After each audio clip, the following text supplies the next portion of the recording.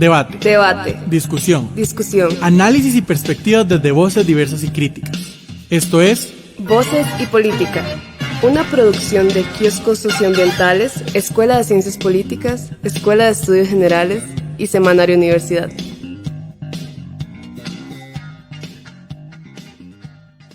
Buenas tardes. Al ser hoy miércoles 13 de diciembre del 2023, a las 5 en punto de la tarde, les damos la más cordial bienvenida a una nueva emisión de Voces y Política desde la frecuencia 96.7 FM, Radio Universidad de Costa Rica. Este será el último programa de este 2023 de Voces y Política. Y por supuesto les deseamos a todos y todas las que han seguido a lo largo de este año y algunos con más tiempo, una época de diciembre, inicio de año, pues ojalá llena de alegría y de alguna manera de buenas compañías y descanso para los que pueden. De parte de la Escuela de Ciencias Políticas, el programa Kioscos Socioambientales, la Escuela de Estudios Generales y el Semanario Universidad les saludan don Mauricio Álvarez, un gusto. La profesora Nicole Girón Beirute, buenas tardes. Y quien les habla, Fernando Celedón, profesor de la Escuela de Ciencias Políticas. Hoy queremos cerrar estos meses de programas con un tema de muchísima actualidad que la verdad nos cuesta mucho abordar. Tenemos que confesar que nos ha costado realmente llegar a esta programación, prepararlo y sobre todo tener pues el espíritu para, no digo buscar la objetividad, pero sí por lo menos tener la libertad de externar nuestro pensamiento y emociones, porque también tiene mucha emoción esto. Hoy vamos a hablar sobre solidaridad con Palestina. Desde el mes de octubre se ha iniciado un nuevo conflicto armado entre Palestina e Israel. El grupo terrorista Hamas hace una incursión planificada en territorio de Israel con nefastos saldos de muertes y secuestros de ciudadanos de Israel. La respuesta del gobierno y ejército de Israel desde ese nefasto fin de semana ha sido, para usar una palabra, asimétrica. Muy pronto la respuesta no solo no buscó una salida política y negociada, algo por supuesto difícil de pensar, sino que ha rebasado hasta lo que podríamos llamar la ley del talión, el ojo por ojo, el diente por diente. La respuesta ha sido tierra arrasada, una respuesta totalmente desmedida con relación a lo que se podría decir es el origen de este nuevo conflicto. Sin ningún distingo, una especie de tsunami del arsenal Israel ha recorrido centímetro a centímetro, metro a metro, el territorio de Gaza, barrio a barrio, generando en 2 meses uno de los genocidios más históricos, no solo en esta historia particular del medio ambiente, sino de la historia de la humanidad. Hemos asistido, incluso bajo el uso de las redes sociales, a un escenario de guerra realmente macabro. Ningún tratado internacional existe, y mucho menos el ya casi inútil sistema de Naciones Unidas. La muerte hoy recorre la franja de Gaza con un aliento a limpieza étnica nefasto. Repetimos. Cientos de manifestaciones en muchos países gritando basta ya de este genocidio parecen haber tenido eco de alguna manera en una resolución no vinculante de la ONU ayer martes 12 de diciembre. Pero esto sigue siendo simbólico. No tenemos una idea de lo que significa perder a un hijo, una hija, a una madre, a un padre de esta manera.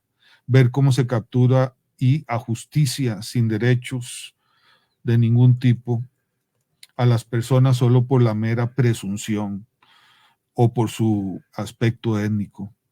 Hay que ponerse en los zapatos del pueblo de Palestina y al menos ser empáticos y denunciar esta atrocidad que desde hace semanas dejó de ser una respuesta desmesurada al acto terrorista y se ha convertido en algo que podríamos describir como un infierno. ¿Qué va a pasar?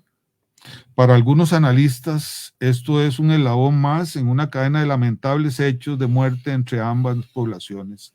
Vendrá la negociación y la reconstrucción y la espera de un nuevo enfrentamiento. Para algunos, esto es algo más que un conflicto territorial.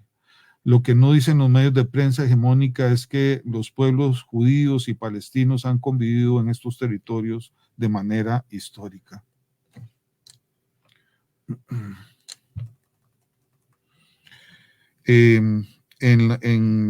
Una actualización muy breve de lo que está sucediendo sería la siguiente. Hoy se cumplen prácticamente 70 días donde el ejército de Israel ha asesinado a más de 18.600 palestinos en la Franja de Gaza. Esto según el Ministerio de Sanidad gazatí. Además, 50.594 personas han resultado heridas. Lo que hace más catastrófico la realidad es que la mayoría de muertos y heridos son niños y niñas. Gaza se enfrenta a un desastre de salud pública. La Oficina Humanitaria de Naciones Unidas ha alertado del colapso humanitario en la franja y la propagación de enfermedades causadas por el hacinamiento, mientras Israel abiertamente pierde apoyo en la esfera internacional después de esta resolución de ayer de Naciones Unidas. También esta votación los dejó enfrentados a su principal aliado, Estados Unidos, mientras aseguraron hoy que seguirán la guerra en Gaza con o sin apoyo internacional. Pues esta es la realidad lamentable de la cual vamos a tratar de hablar en esta tarde, y para eso hemos invitado a Wajija Sasa, quien es cónsul honoraria de Palestina en Costa Rica. Además, es funcionaria de la Universidad de Costa Rica con estudios en psicología. Muchas gracias, Wajija, por acompañarnos. No, muchísimas gracias a ustedes por el espacio. Les recordamos a quienes nos siguen y escuchan que estamos en la 96.7 Radio Universidad de Costa Rica y pueden participar a través de la vía telefónica por el 2234-3233, perfil de Facebook, programa Voces y Política, y en Instagram como Voces y Política. Para iniciar, tal vez, Wajija Sasa, y que la gente entienda cosas que por lo general no nos llegan en las noticias, nos gustaría preguntarle qué significa ser Palestina digamos, en este siglo XXI que está iniciando, bueno, ya vamos por la segunda década. Bueno, yo diría que ser Palestina es tener una conexión de amor con la tierra, más allá de la cercanía. Es una conexión que viene dada como a través de la sangre y de la historia que nos cuentan, en mi caso, mi papá y mis abuelos y mis tíos, porque mi familia fue expulsada desde el 48 en la Nakba, o en la primera Nakba, porque a esta ya le estamos llamando segunda Nakba, que es la catástrofe palestina. Y esa conexión es de amor, de orgullo, de una tierra que merece seguir luchando por ella y seguir resistiendo a pesar del dolor y a pesar de toda la catástrofe que ha vivido el pueblo palestino desde hace muchísimos años y principalmente desde el año 48. Entonces es un amor, pero también es una indefensión, es una lucha constante, porque alrededor de lo palestino, de la palestinidad, hay una serie de estereotipos y mitos que hay que constantemente estar aclarando y evadiendo. Pero yo lo resumiría en eso, como un gran amor a la tierra, que no se acaba y que se pasa de generación en generación. Cuando no hay conflicto, cuando no ha habido conflicto, incluso antes del 48, a mí me llama la atención cómo es la vida cotidiana, digamos, en la tierra de Palestina, digamos, cómo vive una familia, cuáles son sus ritos, cómo es su economía, tal vez, digamos, más allá de lo personal, esa visión comunitaria para que la gente entienda de de qué estamos hablando, ¿verdad? Sí, bueno, los palestinos y también los árabes en general, ¿verdad? Vos lo sabes bien, el sentido de familia, ¿verdad? Y de grupos, son colectivistas, es muy importante la familia, es el centro de la vida, ¿verdad? Y digamos, esto es lo que dirige la cotidianidad de las personas, ¿verdad? Palestina ¿verdad? Desde hace muchos años, decimos, ¿verdad? Desde el 48, vio truncadas sus posibilidades, era una tierra donde, ¿verdad? Convivían muchísimo los intelectuales, donde convivían las tres religiones, ¿verdad? Tenía todo un carácter diferente, porque, ¿verdad? Está ahí Tierra Santa. Entonces, todas esas posibilidades se cercenaron ¿verdad? Desde la partición y desde esta colonización que del año 48 a la fecha no ha finalizado, y en la que, ¿verdad? La que hemos sido testigos a lo largo de la historia y en estas 70 días con un nivel de crueldad, ¿verdad? Para aplicar la colonización impresionante. Vos decías en el acto de homenaje que se hizo en la Universidad Nacional, que tu papá decía que no había una generación palestina prácticamente que no conociera el horror de la guerra, ¿verdad? Uh-huh. Y digamos, yo pensaba en esos 75 años, pero también pensaba muchísimo más allá, ¿verdad? Por la conquista romana y por en general que ha sido un pueblo que el centro siempre ha estado, digamos, por estar justamente donde está, es un territorio siempre en disputa entre religiones y Occidente y un poco así, ¿verdad? Entonces, él decía eso, pero al mismo tiempo eso ha generado una ciudadanía, una pertenencia, como vos decías, que es tal vez única, ¿verdad? Porque es la relación que tiene, uno podría decir, la relación que tienen los indígenas con su tierra, no es una necesariamente, se habla del cuerpo tierra, porque no necesariamente el territorio es algo metafísico, sino que es algo que también llevamos dentro, ¿verdad? Entonces, en esa historia, ¿verdad? Ha sido como una historia de mucho sufrimiento, pero también uno podría decir hay una dignidad que no tiene precedentes, ¿verdad? Tal vez ningún pueblo en el mundo podría tener ese paralelismo. Por un lado, tanto sufrimiento, pero por otro lado, tanta dignidad. Sí, la dignidad de saber que se está ¿verdad? Resistiendo por el derecho a existir, ¿verdad? Porque lo que ha buscado Israel en estos 75 años es desaparecer al pueblo palestino, sin ninguna duda, y ahora todos estamos siendo testigos de eso. Entonces, la dignidad de reconocerse las palestinas sujetos de derechos, porque hasta eso nos quieren robar, ¿verdad? No somos sujetos, bueno, lo que está pasando ahora, que los derechos humanos son universales, pero no para Palestina.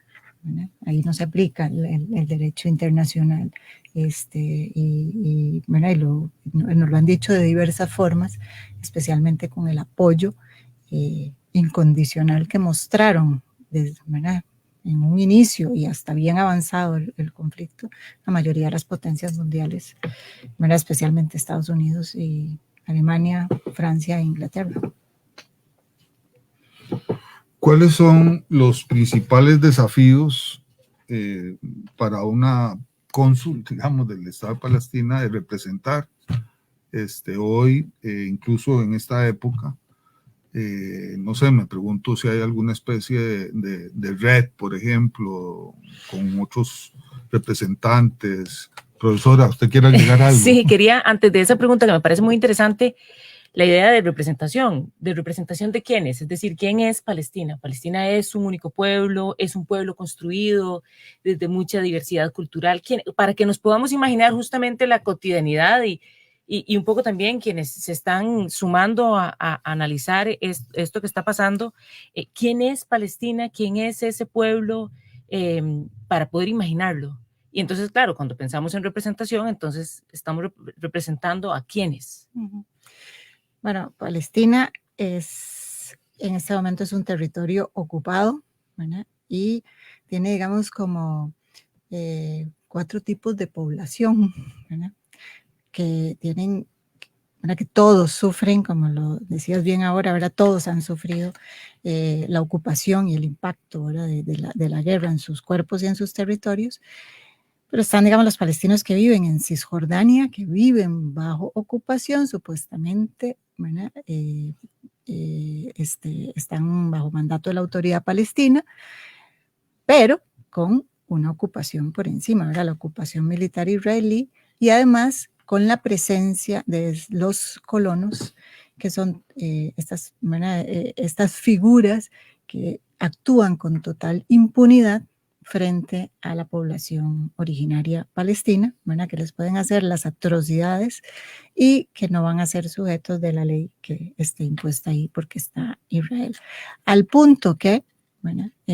Blinken hace una semana reconociendo el nivel de violencia que ejerce esta cantidad de casi 1 millón de colonos sobre las vidas de los palestinos, sus territorios, sus terrenos, sus casas, sus pertenencias.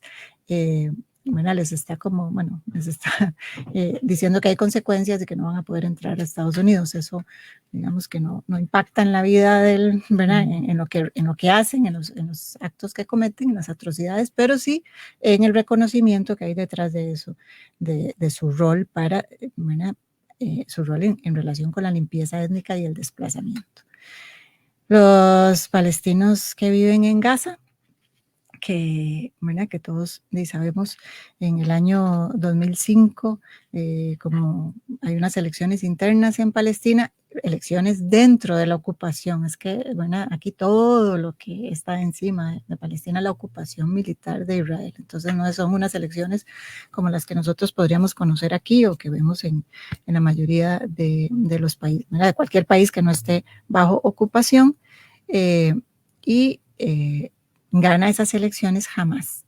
Israel no reconoce esto, aísla al grupo Hamás en Gaza, lo encierra y hace un bloqueo feroz económico, de movilidad, ¿verdad? Entonces, desde hace 17 años, Gaza está estrangulada económicamente, golpeada, ¿verdad? Por el enfrentamiento entre Hamás e Israel, que Israel ha respondido siempre en forma desproporcionada, completamente abismal a lo que ha recibido, y siempre ensañándose contra la población civil. Mismo argumento en el año 2008, digamos, de las grandes guerras, porque todos los años Israel bombardea Gaza en algún momento, pero las grandes, las del 2008, 2009, la del 2014, que fue brutal, fue la anterior más brutal a esta, el 2021, y ahora, y recordemos que en mayo de este mismo año 23 hubo una escalada y bombardeos,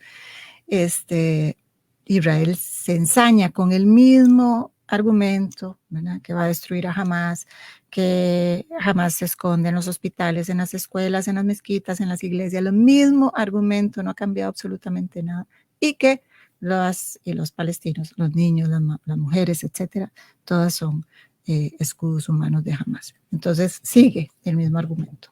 La otra población son los árabes israelíes, ¿no? Los árabes con pasaporte israelí que viven en territorio israelí, y que viven, digamos, como en unas mejores condiciones. Sin embargo, ahí tienen leyes diferenciadas. Bueno, no, a pesar de que es un ciudadano con el mismo pasaporte que un ciudadano israelí, judío, no van a tener, no tienen los mismos derechos. Es un estilo apartheid, por eso hablamos de apartheid, aunque no se aplica o no se asume, pero aquí porque queremos tapar el sol con un dedo.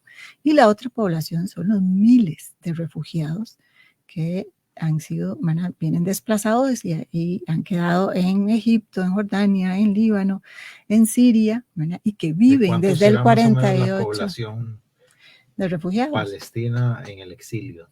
Son 5 millones de estos refugiados que están en estos campos de refugiados y que viven en condición de refugiados, del año 48. Hay más afuera que adentro. Sí, es similar. similar, está como... No han sido asimilados ellos No. de ninguna manera. No viven mira, por ejemplo, en el Líbano, viven en los campos de refugiados que están cedidos, ¿verdad? Ese territorio que no ha aumentado, ese espacio territorial desde el 48 hasta ahora, ¿verdad? Todas las generaciones que han nacido ahí y que están territorios cedidos hasta, ¿verdad? Por 99 años, ya quedan 24 años para cumplir esos 99. Sí, toda esa población, todos... Bueno, cuando hablamos de Palestina, hablamos de toda esa Palestina, de todas esas personas ¿verdad? Que tienen ese mismo arraigo a su tierra, esa misma dignidad, esa misma lucha y que han sufrido del desplazamiento de alguna u otra forma, ¿verdad? Sea de sus derechos, como en el caso de los árabes israelíes, o sea de su territorio, ¿verdad? Y también nos han quitado hasta el nombre, ¿verdad? Que hablamos de Gaza y Cisjordania, ¿verdad? ¿No? Israel ha ido jugando a través de todas las narrativas que ha metido a lo largo de la historia, desde un pueblo sin tierra para una tierra sin pueblo, era la mentira original, hasta eliminarnos el nombre, hablar de la población, de los gazatíes, bueno, y ahora ya ni siquiera, ahora son animales, son víboras, hay que destruirlos a todos, bueno, los argumentos que hemos oído en estas 70 días. Muy bien, estamos hablando con Wajida Sasa, quien es cónsul honoraria de Palestina en Costa Rica, haciendo este último programa del año 2023 de Voces y Política. Les recordamos que pueden participar haciendo llamada telefónica al 2234-3233 o perfil de Facebook, programa Voces y Política, o Instagram como Voces y Política. Entonces, para, digamos, movernos un poco más a la realidad actual, habíamos iniciado haciendo una pregunta de cuáles son los principales desafíos en este contexto y ya con este entorno y esta historia de representar al Estado de Palestina. Y yo me estaba preguntando cosas que desde la pura ignorancia, ¿verdad? No sé, digamos, si hay una organización, hay una red, hay vinculaciones, digamos, de lo que podríamos llamar un mundo diplomático, digamos, palestino. Sí, Palestina, desde los acuerdos de Oslo, le apostó a la diplomacia como vía para la solución a este largo conflicto.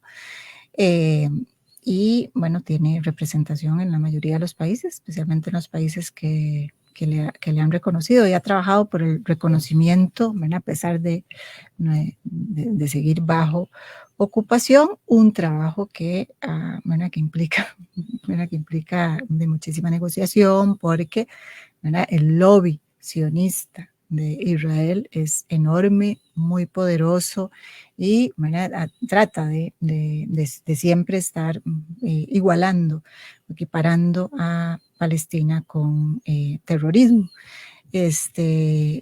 Israel es un estado que busca normalizar todas sus relaciones con los árabes alrededor, ¿verdad? Con Qatar, con Emiratos, con Arabia Saudita, pero no con los árabes que tiene a la par y a los que le está dañando su vida, ¿verdad? No se sienta a negociar con la autoridad palestina.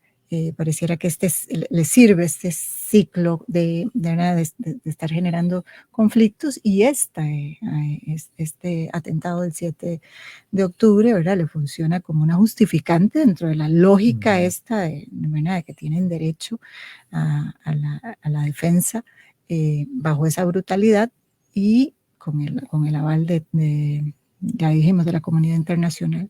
Entonces, ¿cuál es el trabajo digamos, desde la diplomacia, ¿verdad? De presentar, bueno, primero hablar las palabras como son. Estamos ante un proceso colonial de más de 75 años, exacerbado, ¿verdad? En los últimos años vivimos bajo, ¿verdad? Los palestinos y las palestinas viven bajo ocupación, ¿verdad? Decir las cosas por su nombre, pareciera que decimos, ¿verdad? O sea, que estamos diciendo eso, pero lo que estamos oyendo es, no sé, ¿verdad? No hay como ¿verdad? ¿Cómo podemos justificar en el siglo XXI, ya en el año 23 de este siglo XXI, un proceso de colonización que es, ¿verdad?, evidente y claro?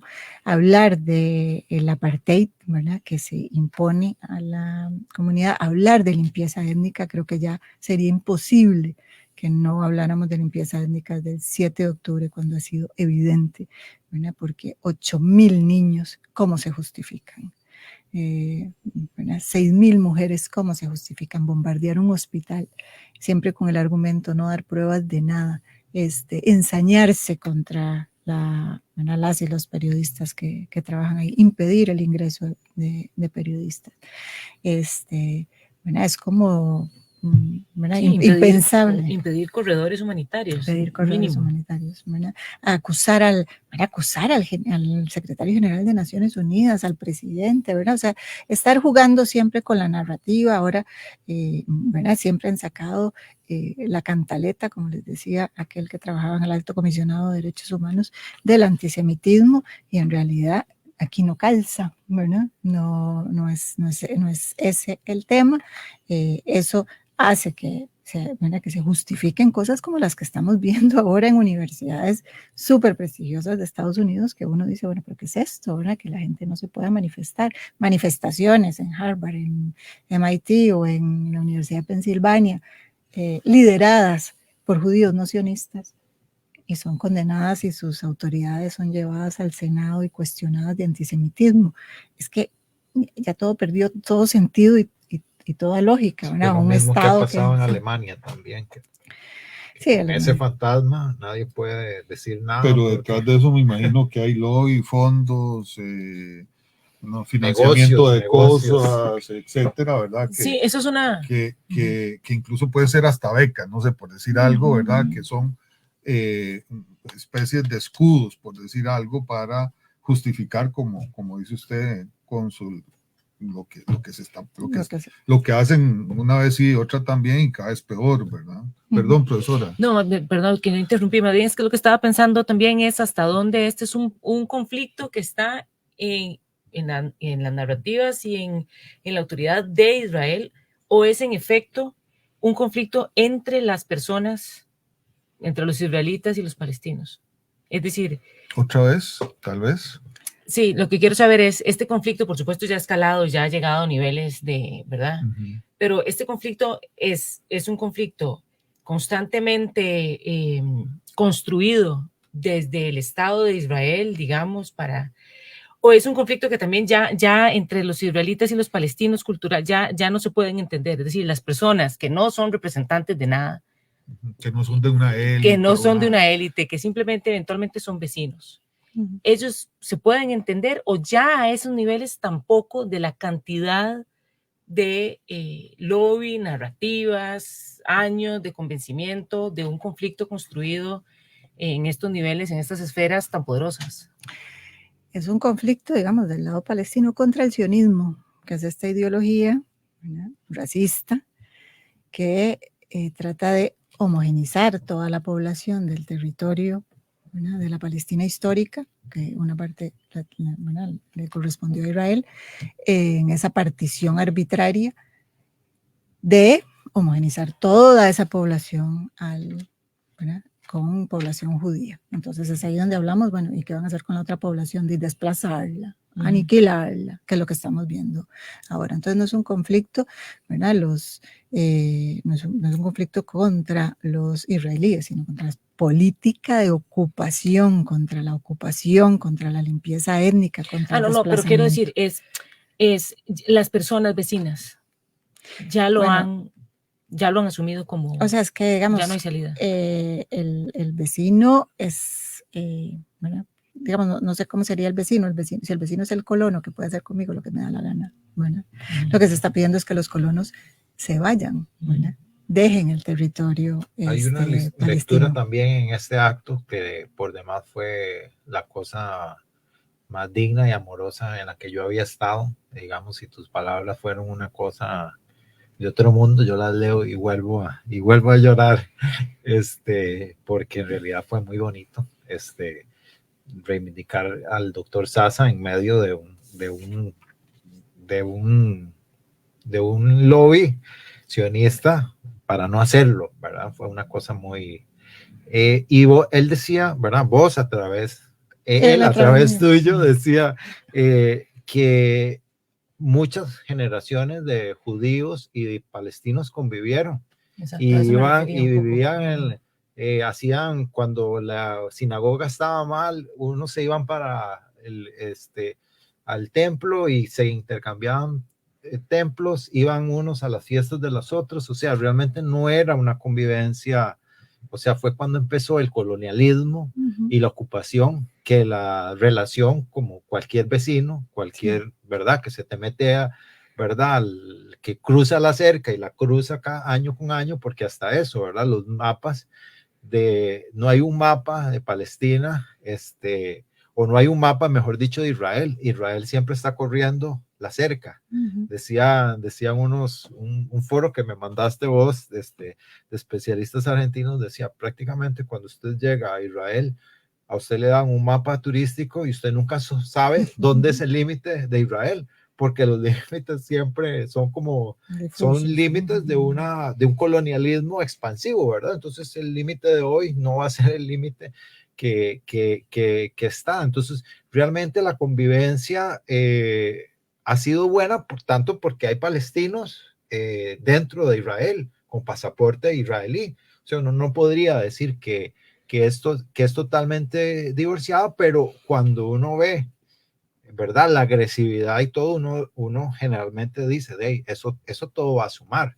Realmente la gente no va a recibir eso, ¿verdad? Pero de esa manera, bien, yo quería preguntarte, que vos estuviste hace poco en la Asamblea Legislativa y vos señalabas cosas muy importantes como, bueno, Costa Rica votó esta primera resolución donde inició todo el conflicto hace 75 años. Por lo tanto, Costa Rica tendría que tener una voz más activa, no necesariamente solo del cese al fuego, sino una posición más activa, además con su tradición civilista y pacífica, e ir más allá, ¿verdad? Y hacerse responsable. Bueno, vos no lo decías así porque vos entendería yo diplomática cuando estás hablando ahí, pero tendría que hacerse responsable de sus actos y de ese voto, porque ese voto, por ejemplo, se dio sin ninguna consulta al pueblo palestino y es la misma Naciones Unidas la que empieza, digamos, la que avala de alguna forma todo este conflicto, ¿verdad? Entonces pareciera que no es Naciones Unidas. Si no cambia ese error original, digamos, no podría ser como la llamada a la que tenga, digamos, un rol activo, digamos, en terminar algo que justamente que no ha tenido la responsabilidad como histórica de hacerlo. Pero más allá de eso, lo específico es, bueno, ¿cuál sería el papel que debería estar jugando el Estado costarricense frente a todo esto, dado que Costa Rica sí tiene pues importancia, aunque más pequeño, o sea, somos como la mitad de Palestina y pienso que tal vez en términos territoriales también, pero tenemos esa importancia, digamos, política y ese peso histórico de no tener ejército y de ser más o menos una democracia estable. Bueno, yo creo que tiene que ser coherente Costa Rica con la partición, apoyó a la partición, bueno, y esa partición decía que se iban a constituir dos estados. Uno se constituyó y el otro no. Entonces, bueno, ¿qué seguimiento ha habido a eso? Coherente con su tradición, como bien lo dijiste, con su liderazgo en la región y coherente con el reconocimiento al Estado de Palestina. Bueno, Costa Rica reconoció a Palestina en el año 2008 y entonces, ¿por qué no da su lugar? ¿Verdad? O sea, a nosotros nos sorprende, por ejemplo, lo que dice Costa Rica a partir desde el 7 de octubre, ¿verdad? Que hace condena el acto de Hamás, me reconoce y se duele por las víctimas de Israel y nunca más vuelve a decir nada más respecto a esto, ¿verdad?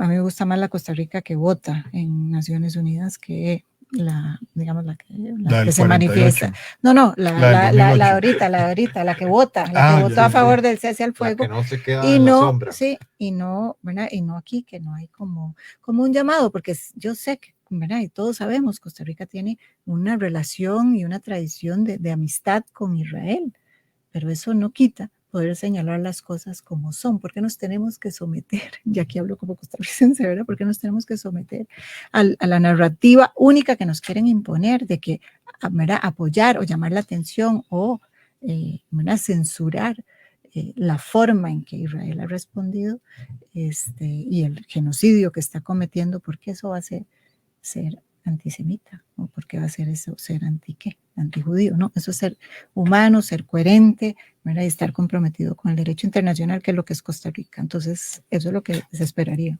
Seguramente alguna persona se podría estar preguntando que si nos van a cerrar los puertos de Nashville o de Nueva Orleans o qué sé yo, donde llegan las exportaciones costarricenses a Estados Unidos, digo yo, por el lobby, o sea, de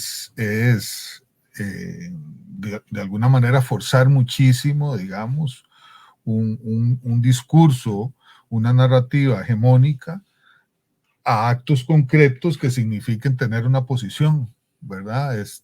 Digo yo, para poner un ejemplo, quizás que pueda sonar exagerado, ¿verdad? ¿Cuáles son los temores de los gobiernos? Bueno, yo me puedo imaginar tal vez algún gobierno que recibe ayuda militar de Israel, o no sé cuánta cooperación a nivel mundial distribuye Israel, o el lobby particular o privado israelí que a través del sionismo, qué sé yo, pues pueda estar dando vueltas por aquí, por allá, en universidades, qué sé yo, ¿verdad? Eso es una realidad, pero ¿cuánto de eso debería de cambiar si en razón de los derechos humanos, en razón de una colonización con una violencia desmedida, digamos, que no tiene realmente parangón? ¿Cuánto de eso va a cambiar? Yo me atrevería a decir que muy poco, ¿verdad? O sea, ¿cuánto de eso domina la economía mundial, etcétera? Bueno, eso es una pregunta. Don Eduardo Hurtado pregunta, a quien saludamos, ¿por qué la Unidad Palestina no ha recibido apoyo de los países árabes? Tal vez para quien nos oye habría que aclarar qué es Unidad Palestina, digamos. No sé si se puede hablar en ese término, digamos. Y también que si se puede decir algo en relación al brazo armado de Hamás y qué apoyo recibe parte del pueblo palestino. Eso lo pregunta don Eduardo Hurtado. No sé si la Unidad Palestina se refería a la Autoridad Palestina. Debe ser. Sí. Bueno, yo me voy a referir otra vez a la primera pregunta, ¿verdad? ¿Qué es ser palestino?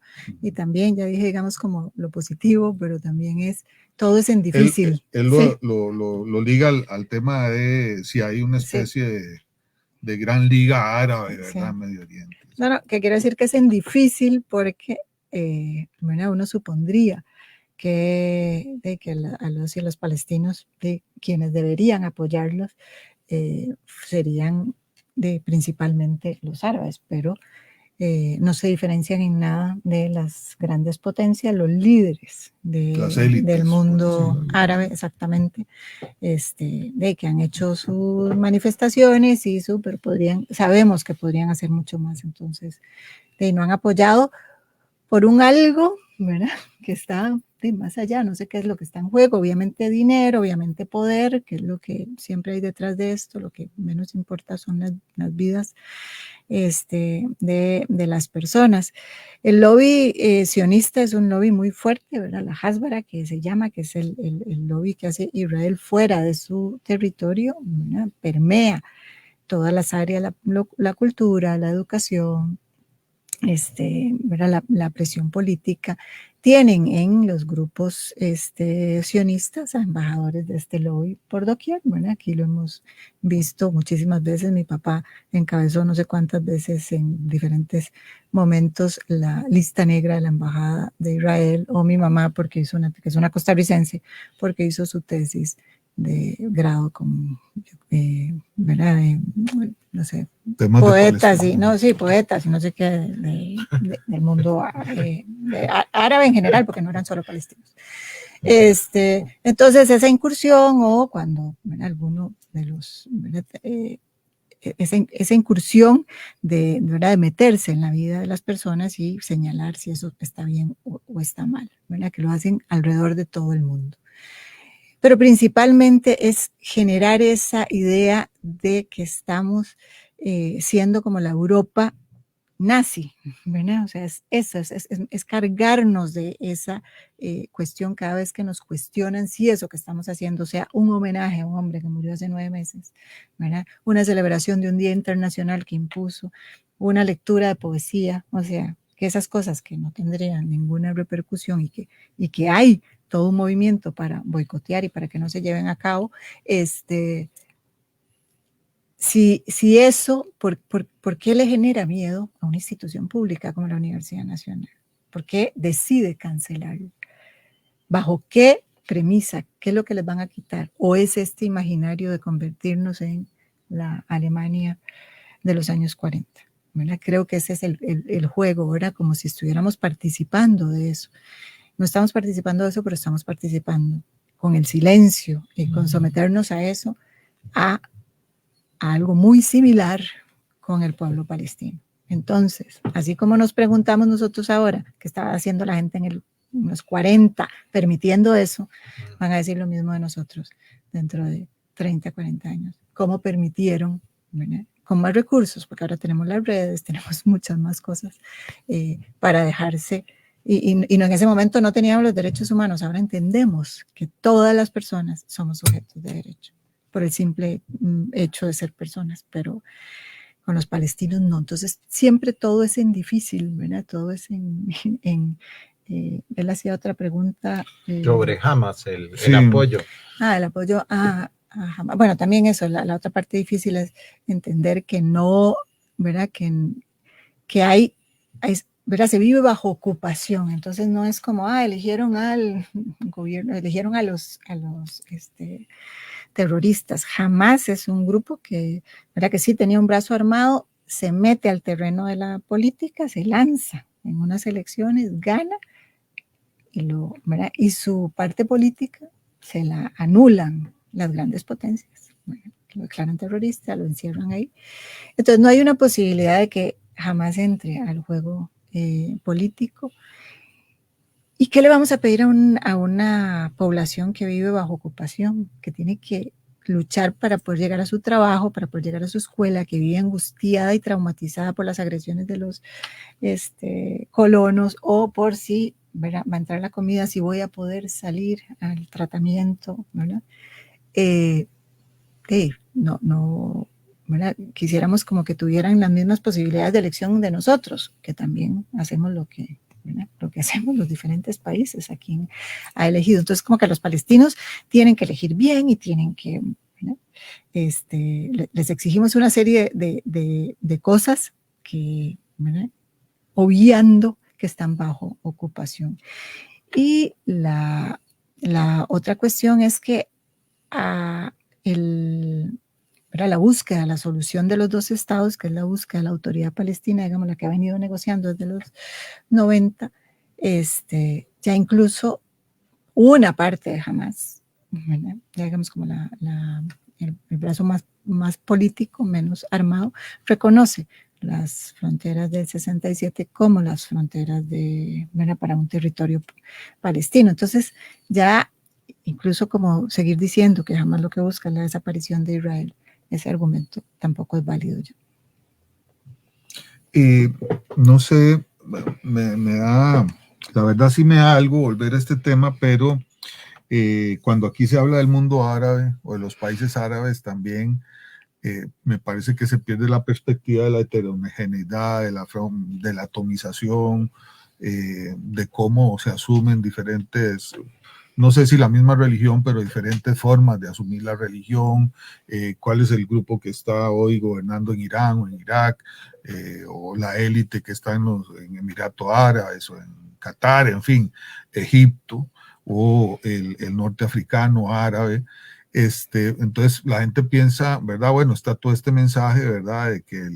De que el mundo árabe, ¿verdad? Parece ser el Satán, digamos, de Occidente, y a veces desde allá puede ser al revés, ¿verdad? La Guerra Santa, y que Estados Unidos es el Satán, más bien, ¿verdad? En fin, en realidad esto es muy complejo, ¿verdad? Pero él pregunta sobre aliados, digamos, ¿hay abiertamente aliados en este momento, digamos, desde el punto de vista de los países árabes con Palestina? Creo que algo mencionaste al principio, pero no sé si... Principalmente Qatar, ¿verdad? Pero bueno, ¿cuál es el tipo de alianza que necesitaría Palestina? ¿Verdad? Es una alianza de los líderes firmes, ¿verdad? Ejerciendo presiones. Recordemos la Sudáfrica del apartheid, ¿verdad? Ahí nos unimos como planeta para imponer un movimiento de boicot y sanciones y desinversión, que resultó, ¿verdad? Que funcionó. Pero para Palestina, la misma medida, la misma acción que se busca hacer, ¿verdad? A través del movimiento BDS, exactamente igual con Israel, es condenado, es señalado como, ¿verdad? Como grupo terrorista, incluso por algunos estados, y es fuertemente sancionado. Entonces, ese doble discurso que hay con Palestina impera también con el mundo árabe. Uno se preguntaría, ¿verdad? ¿Por qué, si son tan terribles, ¿verdad? Desde el punto de vista de Occidente-Oriente, por qué Israel y Estados Unidos tienen tantísimo interés de tener relaciones con Arabia Saudita, que no se caracteriza precisamente por ser un defensor de los derechos humanos, con Emiratos Árabes, ¿verdad? Entonces está ese doble discurso. Ese doble discurso no se aplica para las élites que quieren tener relaciones, las normalizan y las promueven, porque recordemos las visitas día sí día también de Trump a Arabia Saudita, o el interés, ¿verdad? Que estaba ahorita en la mesa de Israel de normalizar las relaciones con Arabia Saudita, pero digamos, con esos árabes sí, digamos, como los de la élite. Entonces sí, Palestina definitivamente, Palestina tristemente, como estamos viendo ahora, está sola, ¿verdad? A Palestina la sostienen los pueblos del mundo, que no se cansan ¿verdad? De manifestarse y de decir, y esta vez ¿verdad? Con muchísima fuerza, los grupos de judíos no sionistas que de verdad se han puesto a la cabeza de países bien sionistas, ¿verdad? Como Estados Unidos o como Alemania, como Inglaterra y Francia, donde están diciendo no en nuestro nombre, esto no es, ¿verdad? No tiene nada que ver con antisemitismo, sino con defensa de los derechos.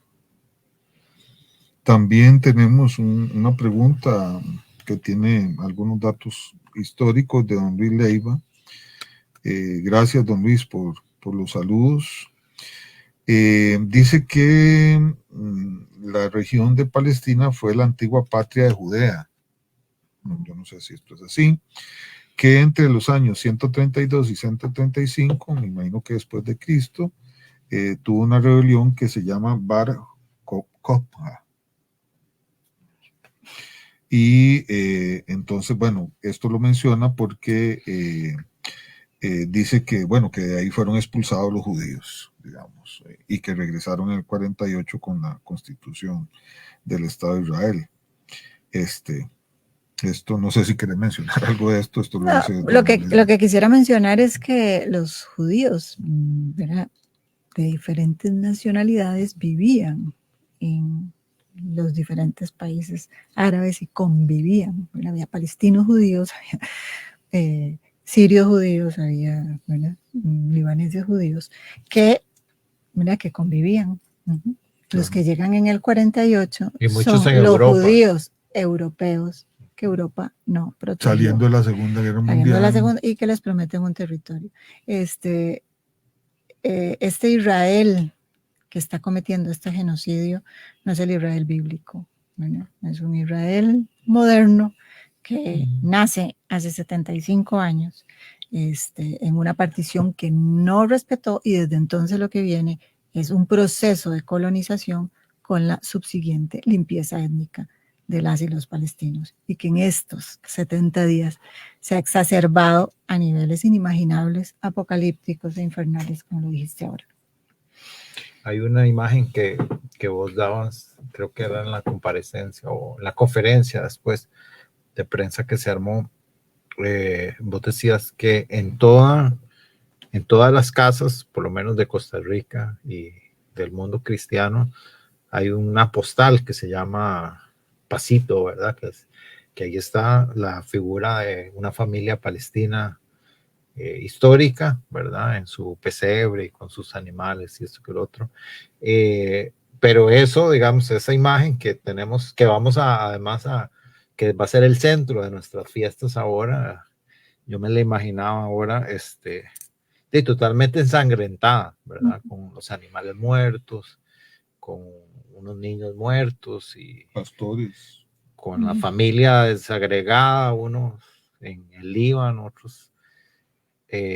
Y con esa imagen, pues creo que es una buena imagen como para dar un mensaje de cierre, en el sentido de que Palestina no es una cosa etérea, digamos, sino que la tenemos en nuestra sala, y que podríamos hacer una reflexión y que vienen estos momentos de estar en familia y de, como decía vos, Fernando, al principio, descansar y ese es un momento ideal como para que nosotros reflexionemos, ¿verdad? En familia, y pidamos por la paz, digamos, y más que por la paz, yo pediría más por la justicia, ¿verdad? Porque no creo que se pueda lograr nada de paz sin justicia, ¿verdad? Y esa justicia tiene que partir como de la realidad histórica, y donde todo el mundo tiene que ceder, pero sobre todo tienen que ceder quien más ha agredido más, ¿verdad? No se puede, digamos, no se puede pensar en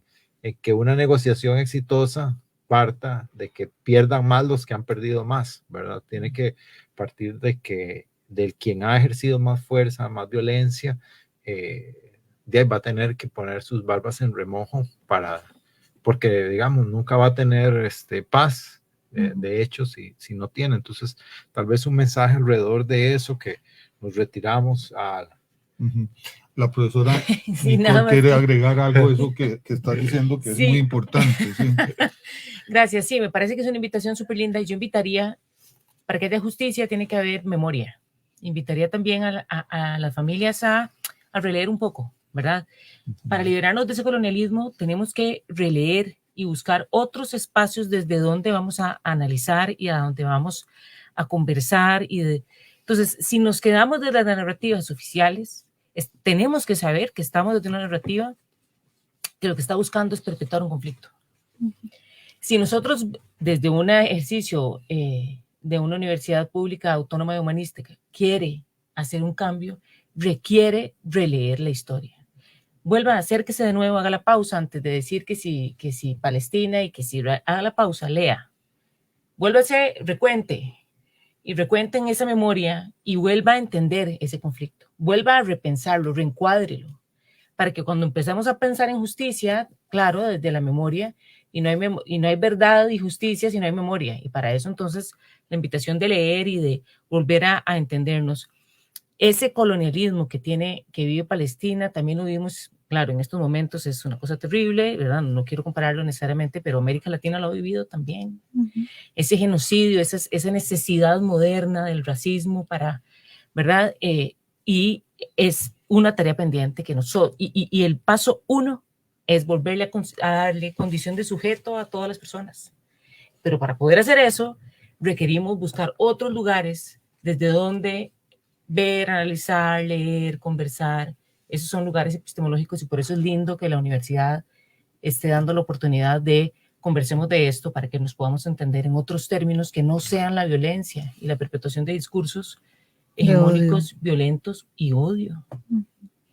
Cónsul honoraria Guayija Sasa, un mensaje de cierre. Bueno, yo primero agradecerles el espacio y la solidaridad, ¿verdad? Y haber nombrado este espacio como de solidaridad con Palestina. lo que está pasando es muy doloroso y comparto lo que decías, ¿verdad? No nos es ajeno porque Tierra Santa no nos es ajena, porque nos hemos criado en un país de tradición cristiana que, ¿verdad? Que siempre nos ha hablado de Jesús y ¿verdad? Y del nacimiento, y en esta época que, ¿verdad? Que lo que celebramos es como la renovación, como el nacimiento, como pensemos en lo que está pasando ahí, pensemos que este pueblo tiene el derecho a vivir, a existir en paz y, ¿verdad? Y a consolidarse y a formarse de la forma en que pueda hacerlo, ¿verdad? Pero que hasta ahora no lo ha logrado y que vamos rompiendo esos muros y ¿verdad? Esos muros que ha impuesto el discurso oficial. Si empezamos a hablar de Palestina, si contamos, si decimos qué es lo que se está viviendo ahí, qué se está sufriendo. Yo les agradezco, la solidaridad pasa o atraviesa, como decía Nicole, por entender la historia y por entender que hay un pueblo que está sufriendo, principalmente la pérdida de los niños ahora que vamos a celebrar el nacimiento. Es una época de empatía, ¿verdad? Y creo que el ejercicio, como dice Nicole, como dice Mauricio y como dice Guayija, es de empatía, es de ponernos en los zapatos de los otros e imaginarnos qué nos pasaría a nosotros si estuviéramos viviendo una situación así. Agradecemos a todos los que han estado con nosotros a lo largo de este 2023. Ha sido, me parece a mí, desde la producción de Voces y Política, un año de una gran producción, la verdad, no grande en el sentido que es buenísima, sino que hemos hecho un equipo de trabajo, hemos integrado mucho más a la Escuela de Estudios Generales, hemos integrado también en algún momento al semanario, bueno, la alianza que tenemos desde hace años con Kioscos y la Escuela de Ciencias Políticas, y la verdad que yo creo que ha sido un bonito experimento, ¿verdad? Le hemos dado voz a muchas muchas comunidades que por lo general no tienen voces, a todas esas personas que han participado, que han tenido, ya sea mediante la vía virtual o a bien estar aquí en los estudios, pues les deseamos una linda época de Navidad. Les agradecemos la participación y porque creemos en la autonomía universitaria, defendemos la educación superior pública y luchamos por una acción social comunitaria desde la U pública. Nos despedimos y agradecemos su sintonía y nos estaremos encontrando en una nueva edición de Voces y Política el próximo año. Muchas gracias y buenas tardes. Debate. Debate. Discusión. Discusión. Análisis y perspectivas desde